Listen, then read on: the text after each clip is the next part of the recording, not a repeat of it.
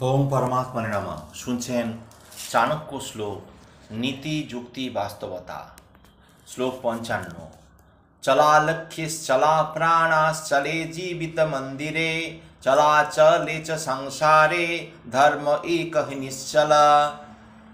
এই বিশ্ব প্রকৃতির সব কিছু পরিবর্তনশীল। পৃথিবীর জীবনের অর্থ সম্পদ, জীবন, বাড়ি ঘর সবই পৃথিবীর রোষানলে। যে কোনো জিনিস যে কোনো সময় লয় হতে পারে, সবই অনিত্য। আমাদের জীবনের কোনো মূল্য নেই, কিন্তু আত্মা অমর। জাগতিক জগতে শরীরের মৃত্যু হলেও আত্মার মৃত্যু নেই। আত্মা উন্নত হয় সত্যকে ধর্মকে আশ্রয় করে। মৃত্যুর পর আত্মাই থেকে যায়। যা ধর্মকে আশ্রয় করে চলে তা নিশ্চল। রাজগুরু গুরুপত্নী মিত্রপত্নী তথৈব চ পত্নী মাতা সমাতা চ পঞ্চৈতে মাতর শুভে। নারীকে সম্মান জানানো এদেশেই নীতি। নারীদের মাতৃজ্ঞানে সম্মান জানানোই সাধুজনেরা বলে থাকেন। রাজমহিষীকে তো সবাই সম্মান জানায়। রাজা প্রজাদের অভিভাবক হওয়ায় রাজমহিষী মাতৃতুল্যই। গুরুর কাছে আমরা শিক্ষা পাই, ফলে গুরু পিতৃতুল্য। ফলে গুরুপত্নী আমাদের মাতৃতুল্য। বন্ধুপত্নীকে মাতৃজ্ঞান করলে তা ধর্মীয় আচরণে সামিল। যদি তা পারেন তিনি মহৎ। কিন্তু বন্ধুপত্নীকে মাতৃজ্ঞান করা উচিত। ষষ্ঠ মাতা বৈবাহিক সূত্রে মাতাই হন, তারপর থাকে জন্মদাত্রী। এই পঞ্চ মাতাকে সম্মান জানানো উচিত।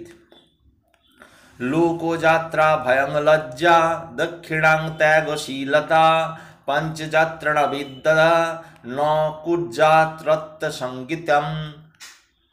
মানুষ সমাজবদ্ধ, তাছাড়া মানুষ একা থাকতে পারে না। লোক সমাগমের মধ্যে মানুষ বাঁচে, ফলে মানুষের জন্য চাই মনুষ্য সমাজ। তাছাড়া দরকার সামাজিক ভয়, লজ্জা, করুণা, ত্যাগ করার ইচ্ছা। মনুষ্য জীবনে সুস্থ হয়ে বাঁচতে গেলে এই পাঁচটি বিদ্যা যে স্থানে থাকে না সেখানে বাস করা যায় না। তে পুত্রা যে পিতৃভুক্তা স্বপিতা যস্তু পোষকা অন্মিত্রং যস্ত্র বিশ্বাস স্বভার্য যত্র নিবৃত্তি। সেই পুত্র যে পিতৃভক্ত, সেই পিতা যে প্রকৃত পালক, সেই বন্ধু যাকে বিশ্বাস করা যায়, সেই স্ত্রী যে সংসারে শান্তি আনে। যে পুত্র পিতৃভুক্ত পিতাকে সম্মান করে তিনি প্রকৃত পুত্র। যে পিতা প্রকৃত সে আবার যিনি পিতা তিনি প্রকৃত পুত্র পালক। পুত্র শিশুকাল থেকে যত্ন করে বিদ্যা শিক্ষা নিয়ে নিজের সমাজের যোগ্য উত্তরাধিকারী করে তোলেন, তিনি প্রকৃত পিতা। পুত্রেরও কর্তব্য পিতাকে দেবতা জ্ঞান করে মৃত্যু পর্যন্ত তাকে যোগ্য সম্মান দেওয়া। প্রকৃত বন্ধুই তিনি, তাকে অন্ধের মতো তাকে বিশ্বাস করা যায়। সেই নারী হলেন প্রকৃত স্ত্রী, যিনি একনিষ্ঠভাবে স্বামীর অনুগামী হন। কষ্টং চ খলু মূর্খত্যাং কষ্টং চ খলু যৌবনম কষ্টাৎ কষ্টতরং চৈব পরগেহ নিবাসনম। মানুষের জীবনে সব থেকে বেশি কষ্টকর হলো মূর্খ হয়ে বাস করা। মূর্খত্বের চেয়ে বেশি অভিশাপ কিছু নেই। একইভাবে যৌবনকালেও অত্যন্ত কষ্টকর, কিন্তু সবচেয়ে বেশি কষ্টকর পরগৃহে বাস। পরগৃহে বাস করার মতো অভিশাপ কিছু নেই। পরগৃহে বাস করলে অন্যের মর্জির ওপর জীবন নির্ভর করতে হয়। নিজের ইচ্ছা অনিচ্ছার কোনো মূল্য থাকে না। ফলে পরগৃহে বাস হলো জীবনের সব থেকে বড় অভিশাপ। প্রজা সুখে সুখং রাজা প্রজানাং চ হিতে হিতম আত্মপ্রিয়ং হিত রাজা প্রজানাং তু প্রিয়ং হিতং। প্রজা সুখী রাজা সুখ। প্রজার কল্যাণই রাজার কল্যাণ। নিজের কল্যাণ রাজার প্রিয় নয়, প্রজাদের কল্যাণই রাজার প্রিয়। রাজা প্রজা পালন করেন, প্রকৃত রাজা হলেই তিনি সেই প্রজার কল্যাণে সুখী হন। প্রজার অকল্যাণ তাকে পীড়া দেয়, নিজের সুখ ও কল্যাণে সেই রাজা সুখী হন না। নিজের সুখকে সেই রাজা বিশেষ মূল্য দেন না। দরিদ্রতা ধীরতায়া বিরাজতে কুপস্ত্রতা শুদ্ধতায়া বিরাজতে কদন্নতা চষ্ণতয়া বিরাজতে কুরূপতা শিলজুতা বিরাজতে। দারিদ্রতা শোভা পায় ধৈর্যযুক্ত হলে, খারাপ বস্ত্রও শোভন হয় পরিষ্কার হলে, নিকৃষ্ট অন্নও গ্রহণ করা যায় উষ্ণ থাকলে, স্বভাব সুন্দর হলেও কুৎসিত সুন্দর হয়ে ওঠে। দারিদ্রতা কোনো অপরাধ নয়। ভাগ্যের ফেরে মানুষ দারিদ্র হতেই পারে, কিন্তু দারিদ্র ব্যক্তি যদি অত্যন্ত স্থির ক্ষান্ত স্বভাবযুক্ত হয়, তাহলে অন্যের সমবেদনার কারণ হয়। সব সময় সব মানুষ সুন্দর বস্ত্র পরিহিত হবে করবে এমন কোনো কথা নাই। কোনো দরিদ্র মানুষের পক্ষে সবসময় সুন্দর বস্ত্র পরিধান করা সম্ভব নয়, কিন্তু লোক ও সমাজে বের হতে গেলে বস্ত্রটি সুন্দর না হলেও পরিষ্কার পরিচ্ছন্ন হওয়া প্রয়োজন। সবসময় মানুষের পক্ষে পঞ্চব্যঞ্জন দ্বারা আহার করা সম্ভব নয়। কোনো দরিদ্র মানুষের পঞ্চব্যঞ্জন তো দূরস্থ, ডাল ভাতও আহার হিসাবে জোটে না। সেক্ষেত্রে খাদ্য যত তুচ্ছ নগণ্যই হোক না কেন, উদরপূর্তি প্রধান লক্ষ্য। সেজন্য অন্ন যেমনই হোক গরম থাকে, যা যদি সকল ব্যক্তি সকলের তুচ্ছ নগণ্য আহারই উদরপূর্তি হতে পারে। পৃথিবীতে সব মানুষ চায় সুন্দর হতে, কিন্তু সব মানুষই সুন্দর হবে এমন তো কথা নেই। তাই জগৎ সংসারে অনেক কুৎসিত কলাকার মানুষ দেখতে পাই, কিন্তু কুৎসিত কলাকার মানুষের মধ্যেও অন্তর বলে পদার্থ থাকে, তাকে সম্মান করতে হয়। তাই দেখতে যেমন মানুষ বিচার্য নয়, বিচার্য হয় ভেতরের মানুষটি কীরূপ। ভেতরের মানুষটি অর্থাৎ ব্যক্তিটি যদি মন সুন্দর সহযোগিতাপূর্ণ হয়, তখন সেই কলাকার কুৎসিত বাহ্যিক রূপটি আভ্যন্তরীণ গুণাবলীর হওয়ার গুণী ব্যক্তি হওয়ার জন্য সুন্দর হয়ে ওঠে। শ্লোক 62। দাত্রেত্যং প্রিয়া বক্তুং তং ধীরত্য়া মুচিতজ্ঞতা অভ্যাসনে চ লভ্যন্তে চত্বার সহজা গুণা। দান করা, সুন্দর কথা বলা, ধীর হওয়া, স্থির হওয়ার জন্য উচিত বোধ, এগুলি অভ্যাসের মাধ্যমে অর্জিত হয় না, এগুলি সহজাত। হিন্দু শাস্ত্র মতে মৃত্যুতেই সব শেষ হয় না। আত্মা অমর অবিনশ্বর। শরীরের মৃত্যু ঘটলে তা আবার অন্য শরীর ধারণ করে পৃথিবীতে ফিরে আসে। প্রত্যেক জন্মেই আত্মা কিছুটা উন্নতি বা অবনতি ঘটে, তা নির্ভর করে ব্যক্তির কর্মের ওপর। কিন্তু এমন কিছু কর্ম থাকে যা মানুষ অভ্যাসের মাধ্যমে অর্জন করতে পারে না, সেগুলি মানুষের সহজাত। এই গুণগুলি সবার মধ্যে থাকে না। যার মধ্যে থাকে তিনি মহৎ। সেই গুণগুলি হয় দান করবার ইচ্ছা, সুন্দর কথা বলতে পারা, ধীর স্থির শান্ত স্বভাব হওয়া এবং ঔচিত্যবোধ। এই গুণগুলি থাকলে মানুষকে আমরা মহৎ বলতে পারি। গৃহাসক্তস্য ন বিদ্যা ন দয়া মাংস ভোজিনা দ্রব্যলুব্ধস্য ন সত্যং ন স্ত্রৈণস্য পবিত্রতা। যিনি গৃহাসক্ত তার বিদ্যা হয় না।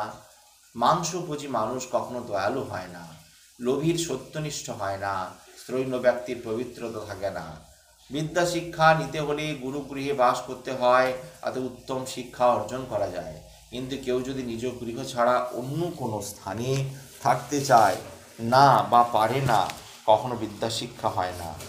বিদ্যা শিক্ষা তপস্যার মতো গুরু গৃহেই গৃহীত হতে পারে উত্তম রূপে। মাংসভোজী প্রাণী অন্য প্রাণীকে হত্যা করে তার মাংস খেয়ে তৃপ্ত হয়। এহেন যে প্রাণী, তার অন্তরে দয়ার পরশ খোঁজা মূর্খতা ছাড়া কিছু নয়। যে লোভী ব্যক্তি তা অন্যের কোনো জিনিস দেখলেই তা পাওয়ার জন্য লালায়িত হয়। অন্যের জিনিসটি যে কোনো উপায়ে ছলে বলে কৌশলে সে পেতে চায়। ছলে বলে কৌশলে কোনো জিনিস লাভ করার মধ্যে সত্যনিষ্ঠতা থাকে না। যিনি স্ত্রৈণ ব্যক্তি, নিজের বোধ বুদ্ধির ওপর দিয়ে দিন অতিবাহিত করেন না। তিনি স্ত্রীর যে কোনো কথার ওপরেই গুরুত্ব আরোপ করেন। স্ত্রী যদি সৎ পথগামিনী না হয়ে খল স্বভাব হয়ে থাকেন, তাহলে সেই ব্যক্তি স্ত্রীর স্বভাব অনুযায়ী চলতে গিয়ে বিপদগামী হন। তার নিজস্ব স্বভাব যদি সুন্দর হয়ে থাকে, তাহলে কখনো প্রকাশ পায় না। বিবেকিনম অনুপ্রাপ্তা গুণা জান্তি মনজ্ঞতাম সুতরাং রত্নভামাতি চামিকর্ণি যোজিতাম। বিবেক বুদ্ধি সম্পন্ন ব্যক্তির গুণ মনোরম। রত্ন যদি স্বর্ণখচিত হয়, তার শোভা বৃদ্ধি পায়। যে কোনো ব্যক্তি যে কোনো গুণী মানুষের পূজা পায়, কারণ ব্যক্তির সদ্গুণ কখনো কারো ক্ষতি করে না। কিন্তু সেই গুণবান ব্যক্তি যদি বিবেক বুদ্ধি সম্পন্ন হয়ে থাকেন, তার ওই গুণগুলি ফুলের সৌরভের ন্যায় চারিদিকে ছড়িয়ে পড়ে, তা মানুষের কাছে অত্যন্ত আদরণীয় হয়ে ওঠে। ব্যক্তি মানুষের সম্মান লাভ করে। তেমনভাবে রত্নরাজি যদি রত্নখচিত হয়, তাহলে তার ঔজ্জ্বল্য যেমন বৃদ্ধি পায়, তেমনই তার মূল্যবান হয়ে ওঠে। স্বর্ণ অতি উজ্জ্বল ধাতু, অত্যন্ত মূল্যবান ধাতু। নির্গুণে স্বপি সত্যেষু দয়াং কুর্বন্তি সাধ্যা ন হি সংহরেতে জ্যোৎস্নাং চন্দ্রাশ্চাণ্ডলাবেশনে। এই বিশ্ব প্রকৃতি সবার জন্য, সৎ অসৎ গুণী নির্গুণী সমস্ত মানুষ এই ধরাধামে বাস করে। প্রকৃতি যা কিছু প্রাকৃতিক তার দ্বারা সমস্ত মানুষ উপকৃত হয়। প্রকৃতি কারো প্রতি কৃপণতা করে না। যেমন চাঁদ যে জ্যোৎস্না প্রকৃতি ছড়িয়ে দেয় তা সবাই উপভোগ করে। সমাজ যাকে চণ্ডাল বলে অস্পৃশ্য বলে ডাকে, সেই ব্যক্তি চাঁদের জ্যোৎস্না থেকে বিচ্যুত হয় না। সেই রূপ যারা সাধু সজ্জন ব্যক্তি তারা আভ্যন্তরীণ গুণাবলীর দ্বারা সজ্জন বলে পরিচিত হয়েছেন। কোনো নির্গুণ ব্যক্তি সেই সাধু সজ্জন ব্যক্তির কৃপা থেকে বঞ্চিত হন না।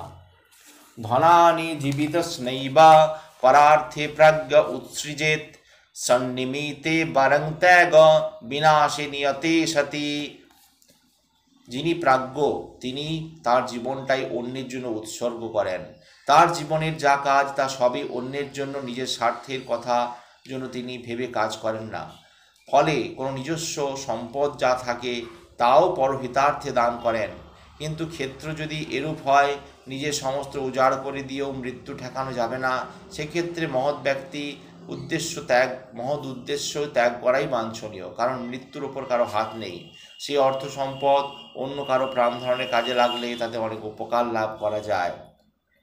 আহ্বাত বিচিত্রাণি চরিতানি মহত্তরাম লক্ষীন প্রেণায় মন্নন্তে তদ্ভারণে নমস্তি চ। মহত্তা মানুষের চরিত্র সত্যিই বড় বিচিত্র। তারা যে কোনো সম্পদকে অত্যন্ত তুচ্ছ জ্ঞান করেন, কিন্তু তারা না চাইলেও অর্থ তাদের অর্জিত হয়। তাদের জীবনে সেই অর্থ যৎসামান্য কাজে লাগে, কিন্তু তারা কখনো অর্জিত সম্পদের জন্য অহংকারী হন না। কারণ তারা তার সম্পত্তির মাধ্যমে ভোগ বিলাস করেন না, কিন্তু তারা সম্পদের ভারে নত হন। যদি নিত্যমনিত্যেনা নির্মলং মলবোহিনা যশোকায়ন লভ্যতে তন্ন লব্ধম ভবেন্নু কিম। যদি এই অনিত্য মলবাহী দেহের বিনিময়ে নির্মল চিত্রস্থায়ী যশ লাভ করা যায়, তাহলে কি না লাভ হয়। আমরা জানি আমাদের জীবন নশ্বর, প্রাণী মাত্রেই মৃত্যুর অধীন, কিন্তু আত্মা অমর। তাই আত্মার উন্নতি সাধনের জন্য আমরা সত্যপদ ও সত্য ধর্ম অনুসরণ করি, কিন্তু আত্মা অমর। তাই আত্মার উন্নতি সাধনের জন্য সত্যপদ সত্য ধর্ম কোনো পথের সন্ধান যদি পাওয়া যায়, তার মধ্যে অনিত্য জীবনের পরিবর্তে নির্মল চিরস্থায়ী যশ লাভ করা যায়, তাহলে সেরূপ জীবন সবার নিকট অত্যন্ত লোভনীয় বলে মনে হবে। শরীরস্য গুণানাং চ দূরমত্যন্ত মন্তরম শরীরং ক্ষণ বিদ্যাংসি কল্পান্তস্থৈন গুণা। রক্ত মাংস গড়া শরীরটাকে আশ্রয় করে থাকে মানুষের বিভিন্ন গুণাবলী, কিন্তু মানুষের বিভিন্ন গুণাবলী শরীরে নয়, তার আত্মায়। ফলে রক্ত মাংস গড়া শরীর জরাজীর্ণ রূপ ধারণ করে একদিন মৃত্যুমুখে পতিত হয়। তখন শরীর বলে কিছু থাকে না, কিন্তু মানুষের গুণাবলী থেকে যায়। কারণ সেই গুণাবলী আত্মার, আত্মা অবিনশ্বর। আত্মা যখন প্রাণ ধারণ করে পৃথিবীতে ফিরে আসে, তখন সেই গুণাবলী প্রাণের মাধ্যমে পৃথিবীতে ফিরে আসে। ফলে শরীরের মৃত্যু হলেও গুণাবলীর কখনো মৃত্যু হয় না। দৃষ্টিপূতং নাসেত পাদং বস্ত্রপূতং জলং পিবেত শাস্ত্রপূতং বদেদ বাক্যং মনঃপূত সমাচরেত। শাস্ত্রজ্ঞান বলেন দেখে পথ চলা উচিত। পথে সব সময় কোনো না কোনো বিপদের অপেক্ষা করে থাকে। যে কোনো সময় যে কোনো বিপদ ঘটে যেতে পারে। বিপদ ঘটে গেলে যে কাজের উদ্দেশ্যে যাওয়া তা বিফল হয়। তাই সব সময় পথ দেখে চলা উচিত। জল সব সময় বস্ত্র দ্বারা ছেঁকে পান করা উচিত। নদী বা জলাশয় থেকে সংগৃহীত জল কোনো না কোনো সময় নোংরা থাকতে পারে, সেই জল পান করে শরীর অসুস্থ হয়ে উঠতে পারে। ফলে শরীরকে সুস্থ রাখতে হলে জল সবসময় ছেঁকে পান করা উচিত। সর্বদা শাস্ত্রসম্মত কথা বলা উচিত, কারণ শাস্ত্র জ্ঞানী গুণী মানুষরা লিখে রাখেন। শাস্ত্র কখনো অকল্যাণ কিছু লেখা থাকে না। ফলে শাস্ত্র থেকে শিক্ষা নিয়ে